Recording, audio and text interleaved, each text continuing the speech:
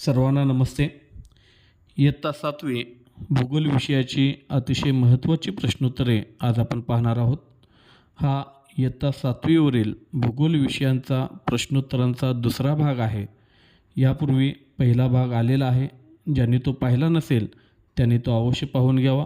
त्याची लिंक डिस्क्रिप्शनमध्ये दिलेली आहे. 2 भाग करण्यापाठीमागे हेतू एवढाच आहे की कोणताही प्रश्न यातील राहू नये व सर्व प्रश्नांची उत्तरे आपल्याला परीक्षेमध्ये सहजरित्या यावीत. ही सर्व प्रश्नोत्तरे TET परीक्षा देणारे पेपर 1 व पेपर 2साठी त्याबरोबरच सर्व प्रकारच्या स्पर्धा परीक्षांसाठी उपयुक्त आहेत. त्यामुळे व्हिडिओ शेवटपर्यंत पहा. ही सर्व प्रश्नोत्तरे नीट पाठ करा. याचा नक्कीच आपल्याला परीक्षेमध्ये फायदा होईल. चला तर मग सुरू करूया. प्रश्न पहिला. पृथ्वीवरील एकूण वाळवंटापैकी साधारणपणे किती टक्के वाळवंटे वाळूचे असतात? पर्याय: 1 25%, 2 50%, 3 75%, 4 100%.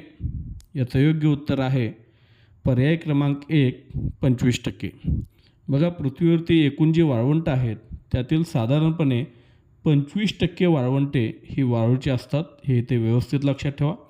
वाळवंट म्हटल्यानंतर आपल्यासमोर नजरेसमोर वाळू येते आणि त्यामुळे परीक्षेमध्ये कदाचित आपण वाळूची वाळवंटे म्हणून 75 किंवा 100% हा पर्याय निवडेल, मात्र तो चुकीचा ठरेल. तर पृथ्वीवरती जी एकूण वाळवंट आहेत त्यातील फक्त 25% वाळवंटे ही वाळूची आहेत, हे तर लक्षात ठेवा. प्रश्न दुसरा. गवताळ प्रदेशाविषयी चुकीची जोडी ओळखा. पर्याय: 1 स्टेप्स युरेशिया, 2 पंपास दक्षिण अमेरिका, 3 प्रेयरी आशिया, 4 डाऊन्स ऑस्ट्रेलिया. याचं योग्य उत्तर आहे पर्याय क्रमांक 3 प्रेयरी आशिया. ही जोडी चुकलेली आहे. प्रेयरी हा गवताळ प्रदेश आशिया खंडामध्ये नसून तो उत्तर अमेरिका खंडामध्ये आहे, हे ते लक्षात ठेवा. त्यासोबतच व्हेल्ड नावाचा गवताळ प्रदेश दक्षिण आफ्रिकेत आहे, हे व्यवस्थित इथे लक्षात ठेवा. प्रश्न तिसरा. उष्ण वाळवंटी प्रदेशाविषयी चुकीची जोडी ओळखा. पर्याय: 1 सहारा उत्तर आफ्रिका, 2 कोलोरॅडो उत्तर अमेरिका, 3 अटाकामा दक्षिण अमेरिका आणि 4 थरचे वाळवंट ऑस्ट्रेलिया. यातील चुकीची जोडी आहे पर्याय क्रमांक 4 थरचे वाळवंट ऑस्ट्रेलिया. थरचे वाळवंट हे ऑस्ट्रेलियामध्ये नसून ते आशिया खंडातही भारत देशात आणि भारत देशातील राजस्थान नावाच्या राज्यामध्ये आहे, हे तर व्यवस्थित लक्षात ठेवा. त्यासोबतच कलहारी नावाचं उष्ण वाळवंट हे दक्षिण आफ्रिकेमध्ये आहे, तेही लक्षात ठेवा. प्रश्न क्रमांक 4. गवताळ प्रदेशाविषयी बरोबर जोडी ओळखा. पर्याय: 1 सॅव्हाना आफ्रिका, 2 क्वीन्सलँड ऑस्ट्रेलिया, 3 लॅनोज व कंपोज उत्तर अमेरिका, 4 वरील सर्व. याचं उत्तर आहे पर्याय क्रमांक 4 वरील सर्व बरोबर. त्यासोबतच द पार्कलँड हा गवताळ प्रदेशसुद्धा आफ्रिका खंडामध्ये आहे, ते इथं लक्षात ठेवा. प्रश्न क्रमांक 5. खालीलपैकी कोणते घटक मृदा निर्मितीसाठी आवश्यक आहेत? पर्याय: 1 मूळ खडक, 2 प्रादेशिक हवामान, 3 जैविक घटक, 4 वरील सर्व. याचे उत्तर आहे पर्याय क्रमांक 4 वरील सर्व. मृदा निर्मितीसाठी मूळ खडक, प्रादेशिक हवामान, जैविक घटक याशिवाय कालावधी हा घटकसुद्धा महत्त्वाचा आहे, आवश्यक आहे, येथे लक्षात ठेवा. प्रश्न क्रमांक 6. महाराष्ट्रातील दक्कनच्या पठारावर असलेल्या बेसाल्ट या मूळ खडकाचे विदारण होऊन काळी मृदा तयार होते, त्यास कोणती मृदा म्हणतात? पर्याय: 1 तांबडी मृदा, 2 रेगूर मृदा, 3 किनारपट्टीवरील गाळाची मृदा, 4 पिवळसर तपकिरी मृदा. हे योग्य उत्तर आहे पर्याय क्रमांक 2 रेगूर मृदा. महाराष्ट्राचं जे दक्खनचं पठार आहे त्याच्यामध्ये बेसाल्ट नावाचा मूळ खडक आहे. त्याचं विघटन होऊन त्याचं विदारण होऊन काळी मृदा तयार होते, त्याला रेगूर मृदा म्हणतात, हे तर लक्षात ठेवा. प्रश्न क्रमांक 7. दक्षिण भारतात ग्रॅनाइट व नीस या मूळ खडकापासून कोणती मृदा तयार होते? पर्याय 1. तांबडी मृदा, 2. रेगूर मृदा, 3. जांभी मृदा, 4. पिवळसर तपकिरी मृदा. याचं योग्य उत्तर आहे पर्याय क्रमांक 1. तांबडी मृदा. दक्षिण भारतात ग्रॅनाइट आणि नीस या मूळ खडकांचं विघटन होऊन तांबडी मृदा तयार होते. प्रश्न क्रमांक 8. सह्याद्रीच्या पश्चिम भागात हवामान दमट आहे, तेथे बेसाल्ट खडकाचे अपक्षय होऊन कोणती मृदा तयार होते? पर्याय 1. तांबडी मृदा, 2. जांभी मृदा, 3. पिवळसर तपकिरी मृदा, 4. वरीलपैकी नाही. याचं योग्य उत्तर आहे पर्याय क्रमांक 2. जांभी मृदा. सह्याद्रीचा पश्चिम भाग, तिथं हवामान दमट आहे, तिथे बेसाल्ट खडकाचे अपक्षय होऊन जांभी मृदा तयार होते, हे तर लक्षात ठेवा. प्रश्न क्रमांक 9. विघटित झालेल्या जैविक पदार्थास काय म्हणतात? पर्याय 1. ह्युमस, 2. रेगूर, 3. गाळ, 4. वरीलपैकी नाही. याचे योग्य उत्तर आहे पर्याय क्रमांक 1. ह्युमस. विघटित झालेले जे जैविक पदार्थ असतात त्यास ह्युमस असं म्हटलं जातं आणि ह्युमसचं प्रमाण जर का मृदेमध्ये अधिक असेल तर ती मृदा सुपीक मानली जाते, हेही इथे लक्षात ठेवा. प्रश्न क्रमांक 10. कुंभार वापरतो ती डॅश डॅश तर शेतकरी वापरतो ती डॅश डॅश. इथं 2 रिकाम्या जागा भरायच्या आहेत. पर्याय 1. माती माती, 2. माती मृदा, 3. मृदा माती, 4. मृदा मृदा. याचं योग्य उत्तर आहे पर्याय क्रमांक 2. माती मृदा. कुंभार वापरतो ती माती असते तर शेतकरी वापरतो ती मृदा असते. कुंभार बघा की वेगवेगळे वस्तू बनवत असतात, ती मातीपासून बनवत असतात आणि शेतकरी जी शेती कसत असतो ती मृदेमध्ये कसत असतो, हे ते लक्षात ठेवा. प्रश्न 11. योग्य जोडी ओळखा. पर्याय 1. कमी पावसाचा प्रदेश, जाडी भरडी मृदा, 2. मध्यम पावसाचा प्रदेश, काळी मृदा, 3. अति पावसाचा प्रदेश, जांभी मृदा, 4. वरील सर्व. याचे योग्य उत्तर आहे पर्याय क्रमांक 4. वरील सर्व. प्रश्न क्रमांक 12.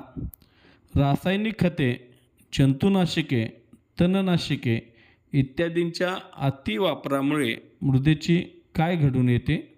पर्याय 1. प्रगती, 2. अवनती, 3. उन्नती, 4. वरीलपैकी नाही. याचं योग्य उत्तर आहे पर्याय क्रमांक 2. अवनती. रासायनिक खते, जंतुनाशके, तणनाशके हे आपण मोठ्या प्रमाणात वापरत असतो, त्यामुळे मृदेची अवनती घडून येते, हे तर लक्षात ठेवा. मृदेची अवनती होते म्हणजेच मृदेचे आरोग्य बिघडते. त्याबरोबरच मृदेचा सामो म्हणजेच pH व्हॅल्यू जो असतो तो बिघडला असला तरी मृदेचं आरोग्य बिघडलेलं आहे असं म्हटलं जातं, हे ते लक्षात ठेवा. त्यामुळे मृदेचा सामो हा घटकसुद्धा महत्त्वाचा आहे. प्रश्न क्रमांक 13. कोणत्याही मृदेमध्ये विशिष्ट पीक उत्तम प्रतीचे येते, त्यामुळे ते उत्पादन त्या प्रदेशाचे खास वैशिष्ट्य असते, त्यास काय म्हणतात? पर्याय 1. जागतिक भौगोलिक मानांकन, 2. जागतिक ऐतिहासिक मानांकन, 3. जागतिक सांस्कृतिक मानांकन, 4. वरीलपैकी नाही. याचे योग्य उत्तर आहे पर्याय क्रमांक 1. जागतिक भौगोलिक मानांकन. कोणत्याही मृदेमध्ये एक विशिष्ट प्रकारचं पीक खूप चांगल्या पद्धतीने येत असतं, त्याचं उत्पादन त्या त्या प्रदेशाचे एक वैशिष्ट्य बनलेलं असतं, त्याला जागतिक भौगोलिक मानांकन असं म्हटलं जातं. प्रश्न क्रमांक 14. जागतिक भौगोलिक मानांकनाविषयी योग्य जोडी ओळखा. पर्याय 1 हापूस आंबा सिंधुदुर्ग जिल्हा, 2 सीताफळ बीड जिल्हा, 3 संत्री नागपूर जिल्हा, 4 वरील सर्व. याचं योग्य उत्तर आहे पर्याय क्रमांक 4 वरील सर्व. हापूस आंबा हा सिंधुदुर्ग जिल्ह्यामधला प्रसिद्ध आहे, तिथलं भौगोलिक मानांकन त्याला भेटलेलं आहे. त्याचप्रमाणे सीताफळ म्हटलं की बीड जिल्हा, संत्री म्हटलं की नागपूरची संत्री हे आपल्याला माहीत आहेत. प्रश्न क्रमांक 15 बरोबर जोडी ओळखा. पर्याय 1 21 जून ते 22 डिसेंबर दक्षिणायन, 2 22 डिसेंबर ते 21 जून उत्तरायण, 3 दोन्ही बरोबर, 4 दोन्ही चूक. याचं योग्य उत्तर आहे पर्याय क्रमांक 3 दोन्ही बरोबर. 21 जून ते 22 डिसेंबर दक्षिणायन असते, तर 22 डिसेंबर ते 21 जून उत्तरायण असते. हे व्यवस्थित लक्षात ठेवा. देताना कदाचित उलटं करूनसुद्धा इथं देऊ शकतील आणि आपल्याला फसवू शकतील, त्यामुळे ते जरा व्यवस्थित लक्षात ठेवा. त्याबरोबरच 21 जून ते 22 डिसेंबर सूर्य उगवण्याचं जे स्थान आहे या कालखंडामध्ये अधिकाधिक दक्षिणेकडे सरकत असतं, म्हणून त्याला दक्षिणायन म्हणतात. तर 22 डिसेंबर ते 21 जून सूर्य उगवण्याचं जे स्थान आहे ते अधिकाधिक उत्तरेकडे सरकत असतं, म्हणून त्याला उत्तरायण म्हणतात. हे जरा व्यवस्थित लक्षात ठेवा. प्रश्न क्रमांक 16 पृथ्वी सूर्यापासून कमीत कमी अंतरावर असते, त्यास कोणती स्थिती म्हणतात? पर्याय 1 उपसूर्य, 2 अपसूर्य, 3 कूपसूर्य आणि 4 निपसूर्य. याचं योग्य उत्तर आहे पर्याय क्रमांक 1 उपसूर्य. जानेवारीच्या पहिल्या आठवड्यामध्ये साधारणतः ही उपसूर्याची अवस्था असते. यावेळी पृथ्वीच्या आसाचे दक्षिण टोक हे सूर्याकडे असते, हे ते लक्षात ठेवा.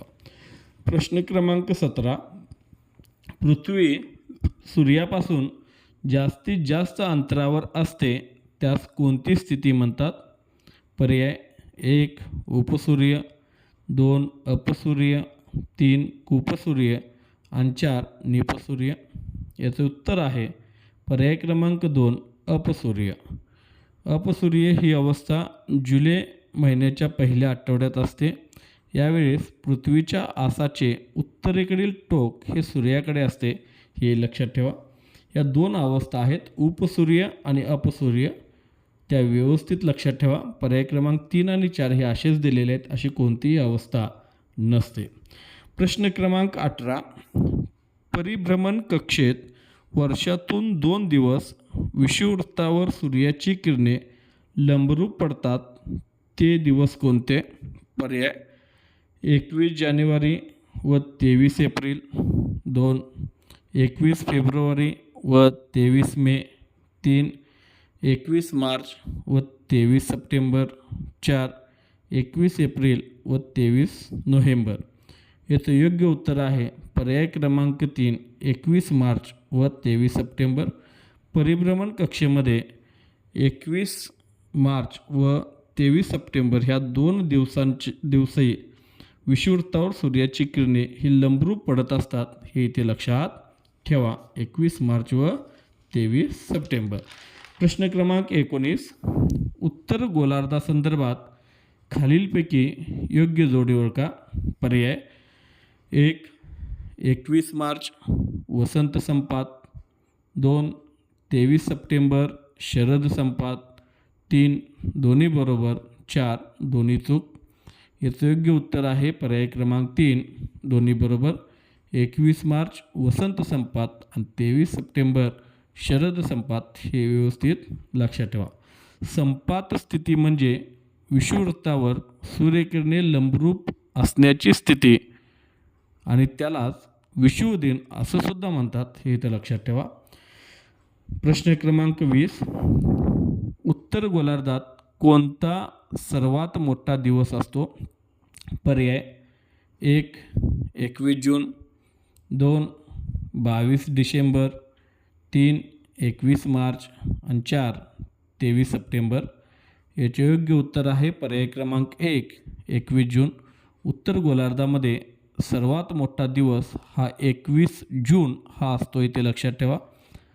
21 जूनला उत्तर गोलार्धात सर्वात मोठा दिवस असतो, याचाच अर्थ 21 जूनला रात्र ही सर्वात लहान असते, हे इथे लक्षात ठेवा. प्रश्न क्रमांक 21. दक्षिण गोलार्धात कोणता सर्वात मोठा दिवस असतो? पर्याय 1 21 जून, 2 22 डिसेंबर, 3 21 मार्च, 4 23 सप्टेंबर. याचं योग्य उत्तर आहे पर्याय क्रमांक 2 22 डिसेंबर. दक्षिण गोलार्धामध्ये सर्वात मोठा दिवस 22 डिसेंबरला असतो. जर सर्वात मोठा दिवस 22 डिसेंबरला म्हणजे सर्वात छोटी रात्र किंवा लहान रात्र ही 22 डिसेंबरला, हे लक्षात ठेवा. प्रश्न क्रमांक 23. सुमारे 70 किलोमीटर प्रवास करत वर्षातून 2 वेळा उन्हाळा अनुभवणारा पक्षी कोणता? पर्याय 1 आर्टिक टर्न, 2 सायबेरियन क्रेन, 3 बगळा, 4 वरीलपैकी नाही. याचं योग्य उत्तर आहे पर्याय क्रमांक 1 आर्टिक टर्न. जवळजवळ 70 किलोमीटर प्रवास हा पक्षी करत असतो आणि वर्षातून 2 वेळा त्याला वेगळ्या भागातला उन्हाळा हा अनुभवता येतो, हे ते लक्षात ठेवा. प्रश्न क्रमांक 24.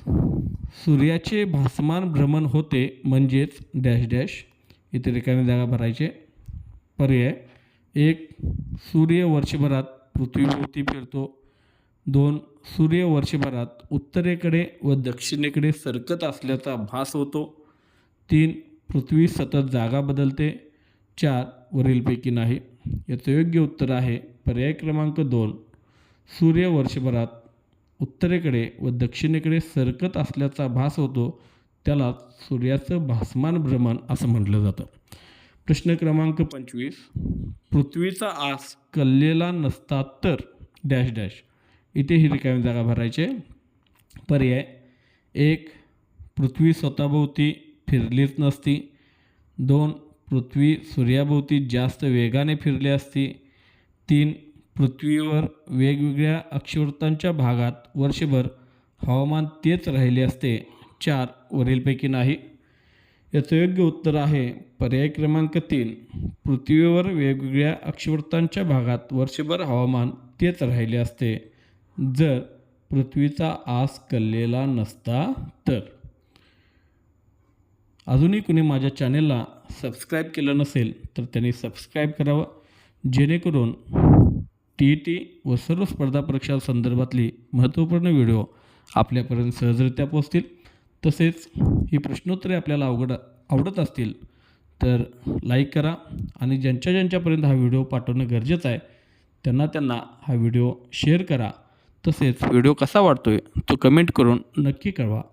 त्याचबरोबर ज्यांनी पहिला भाग पाहिला नसेल ह्या प्रश्नोत्तरांचा, त्याची लिंकसुद्धा त्यासोबतच इतरही सर्व विषयांच्या प्रश्नोत्तरांची लिंक ही डिस्क्रिप्शनमध्ये दिलेली आहे, तीसुद्धा तुम्ही अवश्य पाहून घ्यावेत. चला तर मग पुढील प्रश्न पाहूया. प्रश्न क्रमांक 26. खालीलपैकी शेतीचे मुख्य प्रकार कोणते? पर्याय 1 निर्वाह शेती, 2 व्यापारी शेती, 3 वरील दोन्ही, 4 वरीलपैकी नाही. याचं योग्य उत्तर आहे पर्याय क्रमांक 3 वरील दोन्ही. शेतीचे मुख्य प्रकार निर्वाह शेती व व्यापारी शेती. प्रश्न क्रमांक 27. निर्वाह शेतीचे प्रकार कोणते? पर्याय 1 स्थलांतरित शेती, 2 सखोल शेती, 3 वरील दोन्ही, 4 वरीलपैकी नाही. याचं योग्य उत्तर आहे पर्याय क्रमांक 3 वरील दोन्ही. निर्वाह शेतीचे प्रकार आहेत स्थलांतरित शेती व सखोल शेती. प्रश्न क्रमांक 28. व्यापारी शेतीचे प्रकार कोणते? पर्याय 1 विस्तृत शेती, 2 मळ्याची शेती, 3 वरील दोन्ही, 4 वरीलपैकी नाही. याचं योग्य उत्तर आहे पर्याय क्रमांक 3 वरील दोन्ही. व्यापारी शेतीचे प्रकार आहेत विस्तृत शेती व मळ्याची शेती. प्रश्न क्रमांक 29. कमीत कमी क्षेत्रामध्ये जास्तीत जास्त उत्पादन काढण्याचा शेती प्रकार म्हणजे डॅश डॅश. इथे रिकामी जागा भरायचे. पर्याय 1 व्यापारी शेती, 2 सखोल शेती, 3 विस्तृत शेती, 4 मळ्याची शेती. याचं योग्य उत्तर आहे पर्याय क्रमांक 2 सखोल शेती. कमीत कमी क्षेत्रामध्ये जास्तीत जास्त उत्पादन काढण्याचा शेती प्रकार म्हणजे सखोल शेती. हा साधारणतः विकसनशील देशांच्यामध्ये जास्त पाहायला भेटतो. आपल्या भारत देशामध्ये पहा, लोकसंख्या जास्त आहे, शेतीचं क्षेत्र कमी आहे, त्यामुळे कमी क्षेत्रामध्ये जास्त उत्पादन काढण्यावरती आपल्याकडे भर दिला जातो. त्यामुळे सखोल शेती आपल्या देशामध्ये सुद्धा आहे. प्रश्न क्रमांक 30 योग्य जोडी ओळखा. पर्याय 1 विस्तृत शेती 200 हेक्टर किंवा त्यापेक्षा जास्त क्षेत्र. 2 मळ्याची शेती 40 हेक्टर किंवा त्यापेक्षा जास्त क्षेत्र. 3 दोन्ही बरोबर. 4 दोन्ही चूक. याचं योग्य उत्तर आहे पर्याय क्रमांक 3 दोन्ही बरोबर. विस्तृत शेतीमध्ये 200 हेक्टर किंवा त्यापेक्षा जास्त क्षेत्र असतं. मळ्याच्या शेतीमध्ये साधारणतः 40 हेक्टर किंवा त्यापेक्षा जास्त क्षेत्र असलेलं आपल्याला बघायला भेटत असतं. प्रश्न क्रमांक 31 कोणत्या प्रकारच्या शेतीची सुरुवात व विस्तार विशेषतः वसाहत कालखंडामध्ये झाला? पर्याय 1 विस्तृत शेती, 2 सखोल शेती, 3 मळ्याची शेती, 4 स्थलांतरित शेती.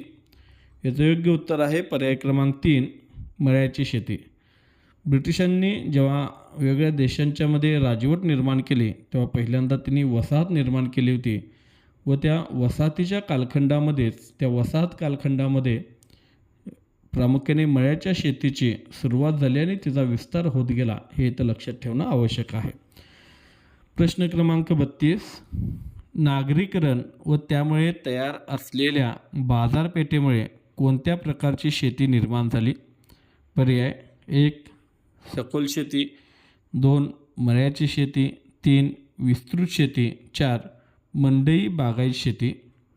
याचं योग्य उत्तर आहे पर्याय क्रमांक 4 मंडई बागायती शेती. नागरीकरण वाढत गेलं आणि त्याच्यामुळे बाजारपेठा निर्माण झाल्या आणि त्यातून मंडई बागायती शेती हा आधुनिक शेती प्रकार निर्माण होत गेल्याचे पाहायला भेटते. प्रश्न क्रमांक 33 जलद वाहतुकीवर मंडई बागायती शेतीतील उत्पादनाचा दर्जा व किंमत ठरते म्हणून त्यास काय म्हणतात?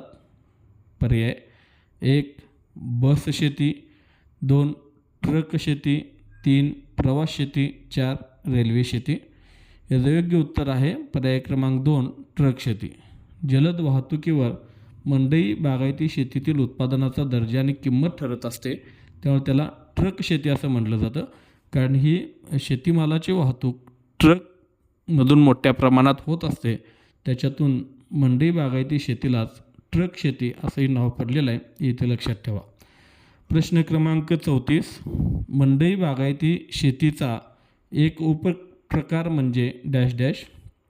पर्याय 1 सखोल शेती, 2 विस्तृत शेती, 3 मळ्याची शेती, 4 फलोद्यान किंवा फुलशेती.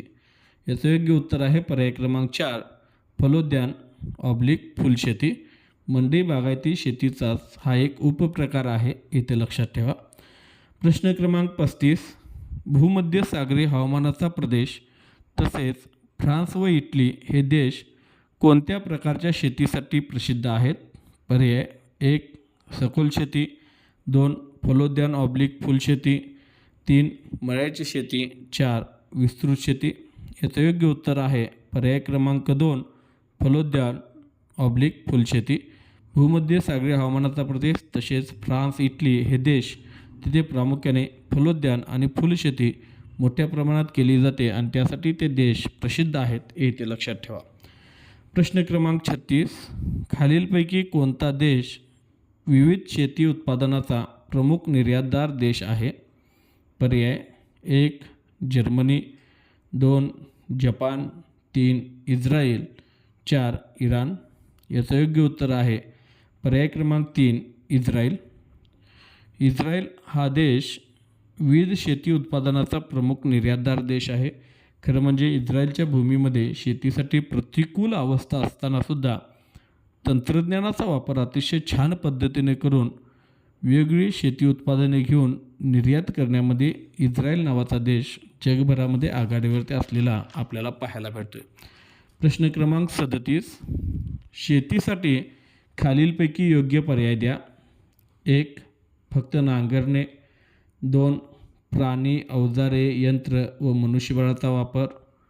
3. फक्त मनुष्यबळ वापरणे. 4. फक्त पीक काढणे. याचं योग्य उत्तर आहे पर्याय क्रमांक 2. प्राणी, अवजारे, यंत्र व मनुष्यबळाचा वापर. प्रश्न क्रमांक 38, भारतात शेतीचा विकास झाला आहे कारण डॅश डॅश. इथे रिकाम्या जागा भरायचे. पर्याय 1. भारतात शेतीचे 2 हंगाम आहेत.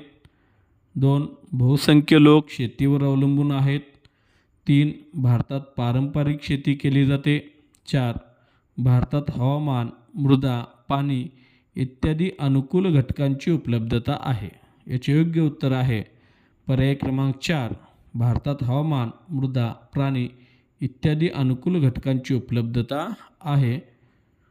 प्रश्न क्रमांक 39, मानवी संस्कृतीतील स्थैर्याची पहिली पायरी कोणती?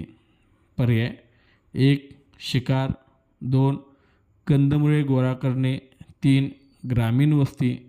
4. शहरी वस्ती. याचं योग्य उत्तर आहे पर्याय क्रमांक 3. ग्रामीण वस्ती.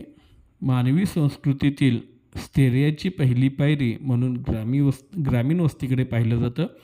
म्हणजेच मनुष्य जीवन हे भटकं होतं सुरुवातीला. मनुष्य हा शिकार करत, कंदमुळे गोळा करत जंगलामध्ये भटकंती करायचा. त्याला स्थैर्य म्हणजे स्थिरता ही पहिल्यांदा भेटली, ती त्याने वस्ती केल्यामुळे. आणि ही सुरुवातीची जी वस्ती आहे ती नदीकाठी झालेली होती आणि ती ग्रामीण स्वरूपाची वस्ती होती. म्हणून त्याचं उत्तर येतं पर्याय क्रमांक 3. ग्रामीण वस्ती. हीच ग्रामीण वस्ती नंतर वाढत गेली, विस्तृत होत गेली आणि मग त्याच्यातूनच शहरी वस्तींची निर्मिती होत गेली. हे तर लक्षात ठेवा. प्रश्न क्रमांक 40, उंच सखल प्रदेश, घनदाट जंगल, गवताळ प्रदेश, वाळवंट, विस्तृत कृषी क्षेत्र इत्यादी ठिकाणी कोणत्या प्रकारची मानवी वस्ती असते? आता ही मानवी वस्तींच्या प्रकारावरती असलेले प्रश्न आहेत. पर्याय आहेत 1. केंद्रित वस्ती. 2. विखुरलेली वस्ती. 3. रेषाकृती वस्ती. 4. वरीलपैकी नाही.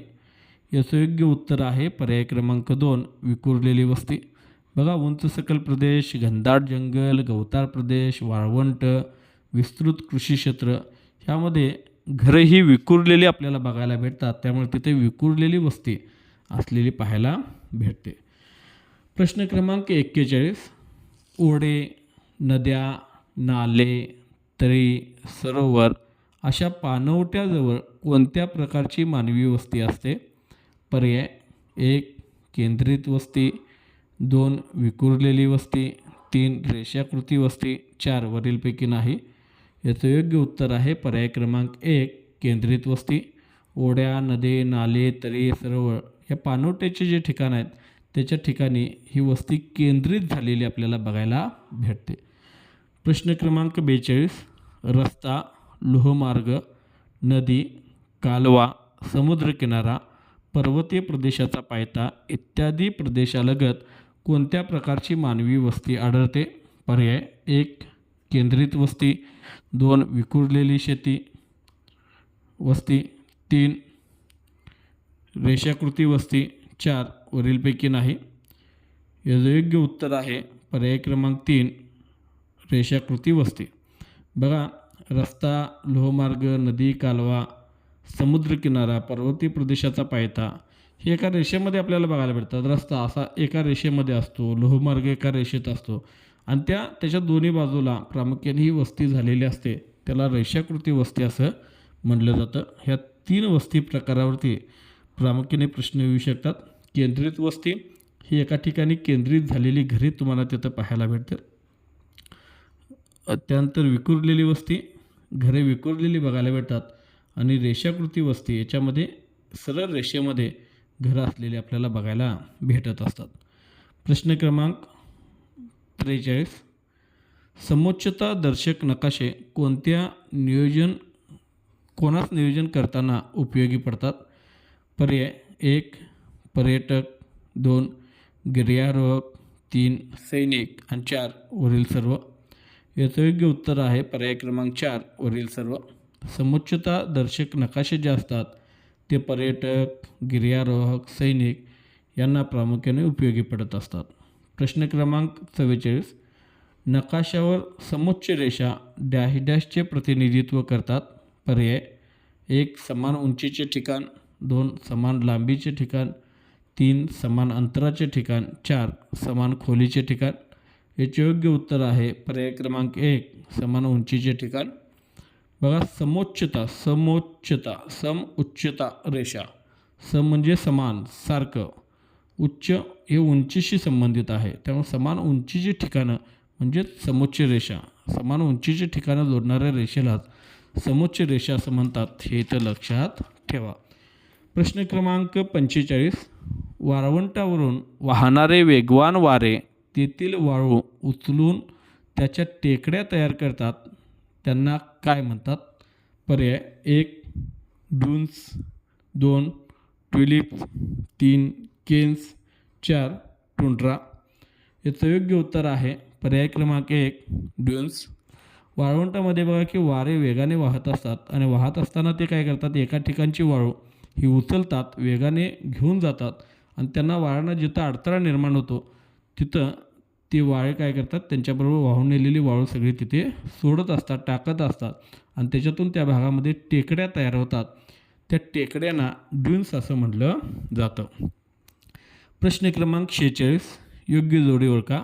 1 बदाऊन, सहारा, 2 बुशमेन, कलहारी, 3 ॲबॉरिजन, ऑस्ट्रेलिया, 4 वरील सर्व बरोबर. याचं योग्य उत्तर आहे पर्याय क्रमांक 4 वरील सर्व बरोबर. प्रश्न क्रमांक 47. पृथ्वीवर हवेचा दाब डॅश डॅश आहे, इथे रिकामी जागा भरायचे. पर्याय 1 समान, 2 असमान, 3 जास्त, 4 कमी. याचं योग्य उत्तर आहे पर्याय क्रमांक 2 असमान. पृथ्वीवर हवेचा दाब असमान आहे, इथे लक्षात ठेवा. प्रश्न क्रमांक 48. 5 अंश उत्तर व 5 अंश दक्षिण अक्षवृत्तादरम्यान डॅश डॅश दाबाचा पट्टा आहे. पर्याय 1 विषुववृत्तीय कमी, 2 ध्रुवीय जास्त, 3 उपध्रुवीय कमी, 4 मध्य अक्षवृत्तीय जास्त. याचं योग्य उत्तर आहे पर्याय क्रमांक 1 विषुववृत्तीय कमी. नेहमी लक्षात ठेवा 5 अंश उत्तर दक्षिण यांच्या दरम्यान म्हणजे 0 अंशावरती विषुववृत्त असतं आणि 0 अंशापासून 5 अंश उत्तर आणि 5 अंश दक्षिण अक्षवृत्तादरम्यान विषुववृत्तीय कमी दाबाचा पट्टा असतो, येथे लक्षात ठेवा. प्रश्न क्रमांक 49. हवेचा दाब कोणत्या परिमाणात सांगतात? पर्याय 1 मिलीमीटर, 2 मिलीलिटर, 3 मिलीबार, 4 मिलीग्राम. याचं योग्य उत्तर आहे पर्याय क्रमांक 3 मिलीबार. प्रश्न क्रमांक 50. समुद्र सपाटीजवळ हवेचा दाब डॅश डॅश असतो, इथे रिकामी जागा भरायचे. पर्याय 1 कमी, 2 जास्त, 3 मध्यम, 4 वरीलपैकी नाही. याचं योग्य उत्तर आहे पर्याय क्रमांक 2 जास्त. समुद्र सपाटीजवळ हवेचा दाब जास्त असतो, हे ते लक्षात ठेवा. अजूनही कुणी माझ्या चॅनेलला सबस्क्राईब केलं नसेल तर सबस्क्राईब करा, जेणेकरून असेच महत्त्वपूर्ण व्हिडिओ आपल्यापर्यंत सहजरित्या पोहोचतील. त्यासोबतच लाईक करा, शेअर करा व व्हिडिओ कसा वाटला ते कमेंट करून नक्की कळवा. त्यासोबतच इतरही विषयातील प्रश्नोत्तरांचे जे व्हिडिओ आहेत त्याचे लिंक्स डिस्क्रिप्शनमध्ये दिलेले आहेत, तेही अवश्य पाहून घ्या. चला तर मग भेटूया पुढील व्हिडिओमध्ये. धन्यवाद.